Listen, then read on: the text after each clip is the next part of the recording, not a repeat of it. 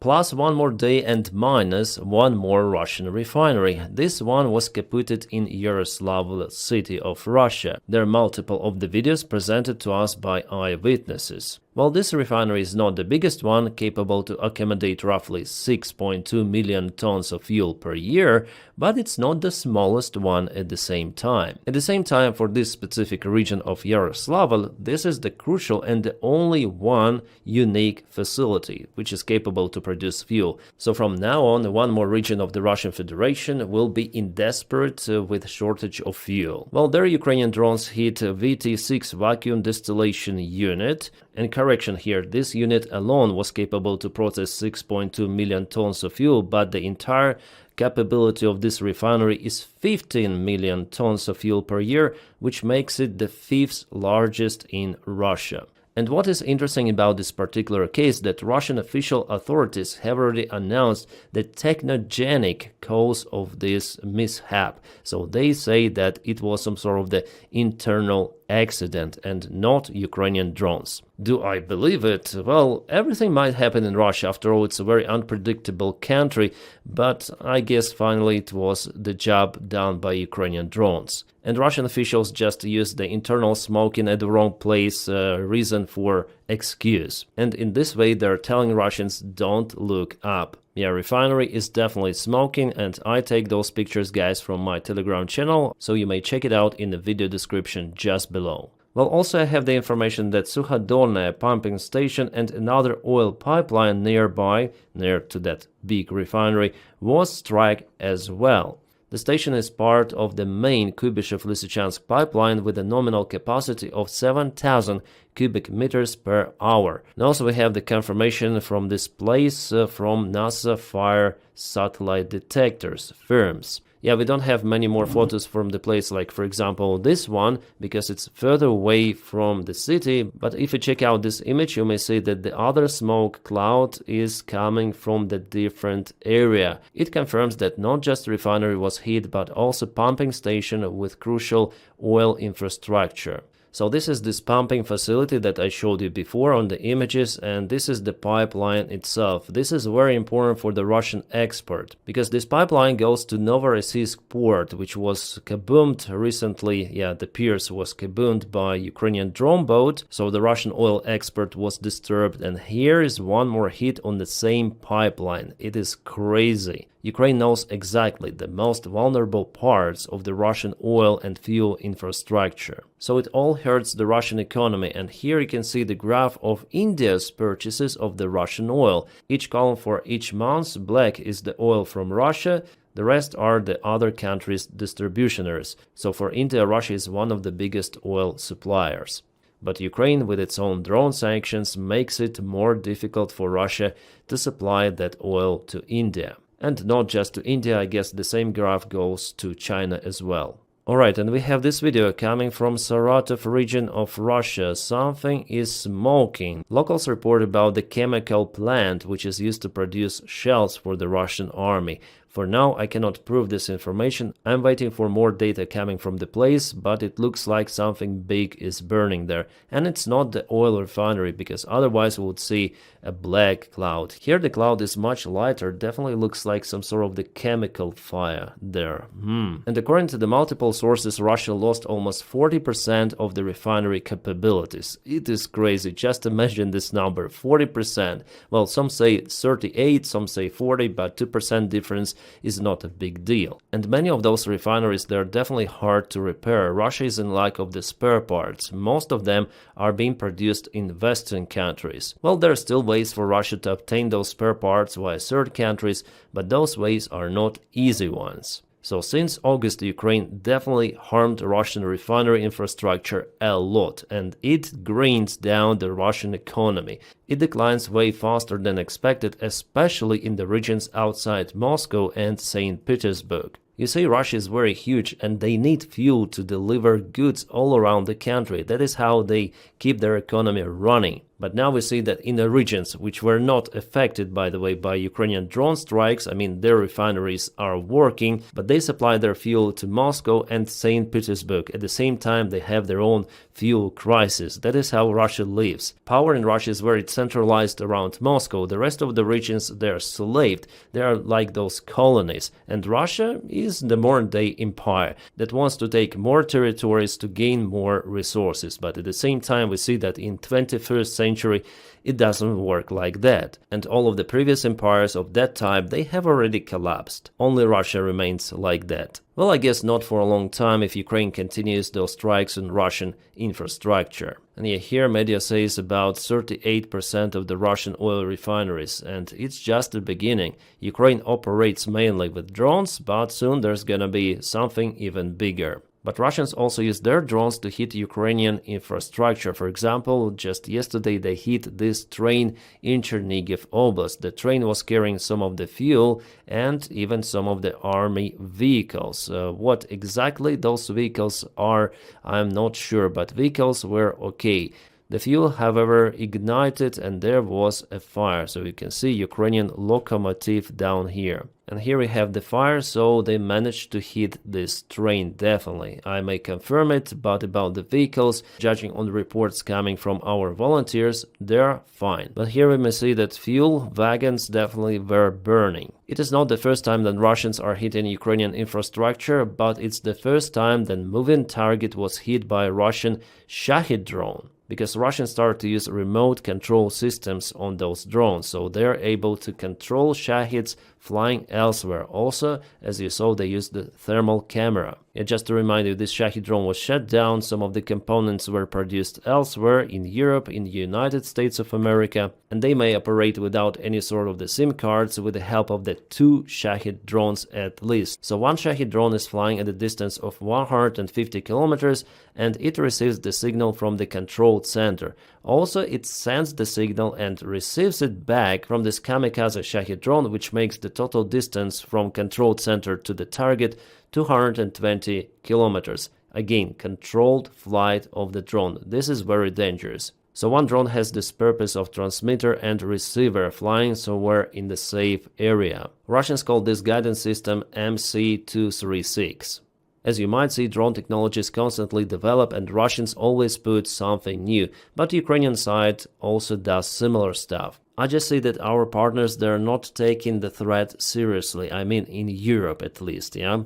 And during the last military exercises, we see the difference in approach of the Russian army and of joint forces of some of the European countries who took the part in their military exercises. Yeah, they put those tanks and artillery there, but without anti-drone warfare, without drone protection. Unfortunately, guys, those great-looking vehicles may not live for a very long time, because you see what is happening on the front lines. If Russia starts its attack on NATO, they'll use, first of all, FPV drones and other drones, Landsets, Shahids, as you saw, and only after that they will attack with their own tanks, and thus Europe has the same amount or competitive amount of the drones and everything against Russian tanks and armored vehicles and infantry. The answer is no. The realities of the modern-day war are different, and for drones it doesn't matter whether it's Abrams or T-62 tank. A Ukrainian war shows that all tanks may burn.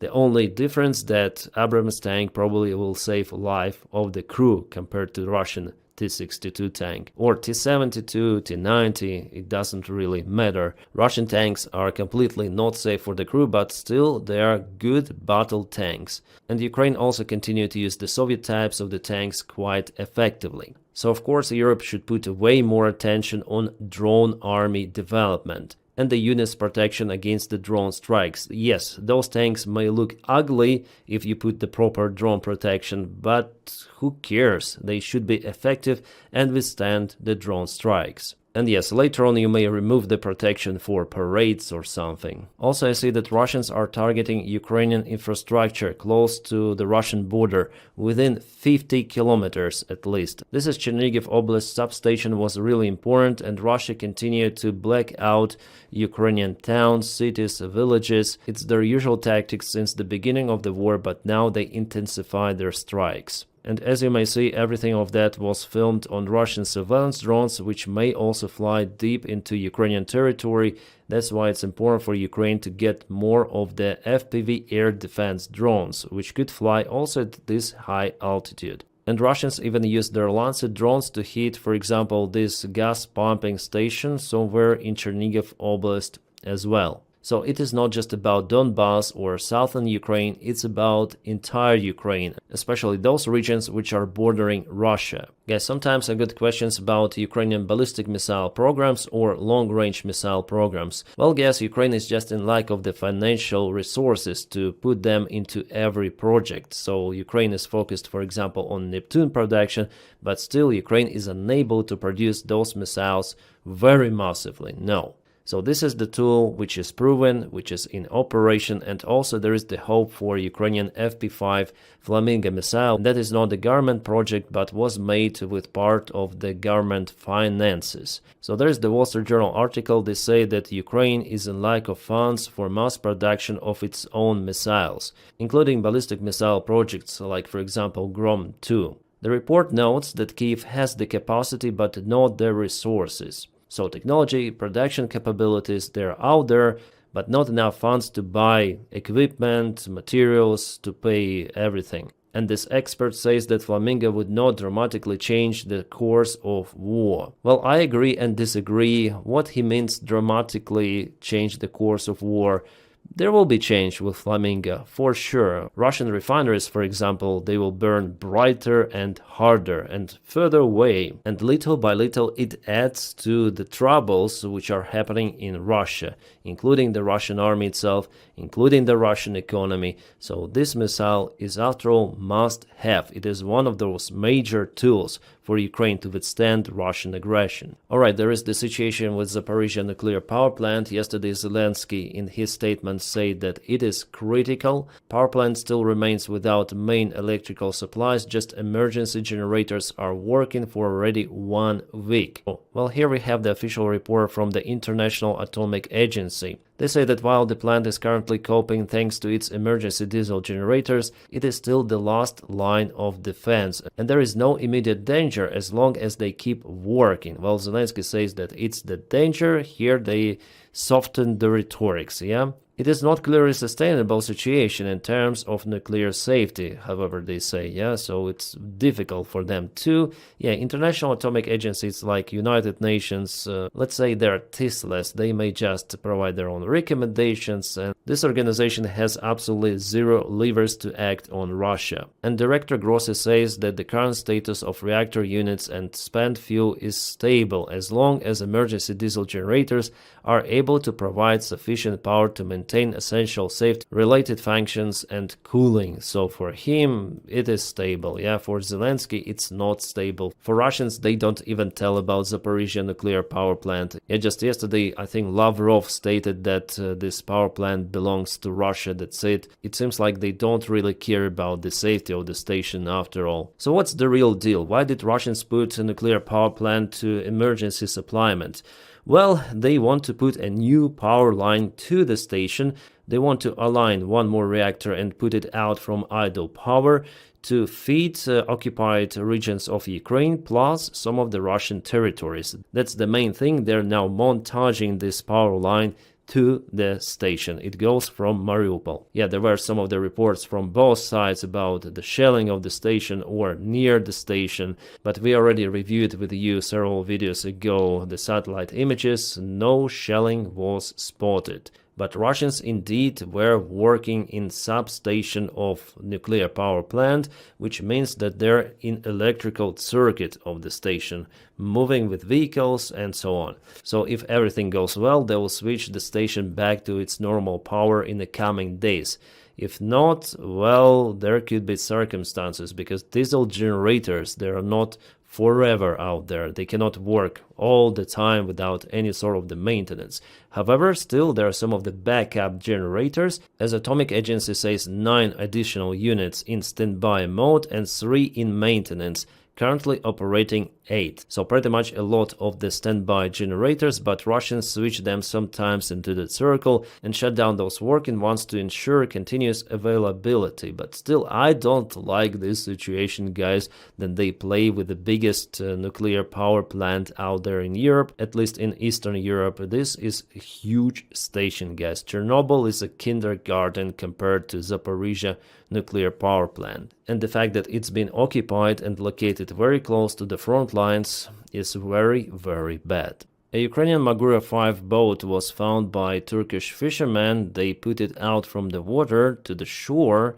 There is still some of the equipment. You can see gimbal, 1, 2, 3 antennas. This one was put at the back. Well, I wouldn't touch this boat if I was a Turkish fisherman, because there is lots of the TNT, could be at least, inside. Nevertheless, they deliver it to the shore, but the strange part is coming next, because they put it back to water and kaboomed. Yeah, there is the drone boat and it was kaputted. I don't know for whatever reason they did it, but they did it.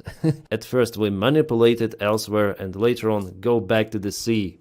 Boom. Probably guys who work with TNT decided not to demine it or something and to kaput it instantly. Maybe they took some of the antennas, gimbals from the drone. It seems like Ukraine just lost control of one of the drone boats during the attack on Tuapse or even before, and this drone was just floating there in the sea and fishermen decided to pick it up. Wow, such a beautiful airplane. Antonov 124, Ruslan from Antonov Airlines, Ukrainian jet transport airplane. Nice landing in Leipzig. By the way, it was filmed yesterday.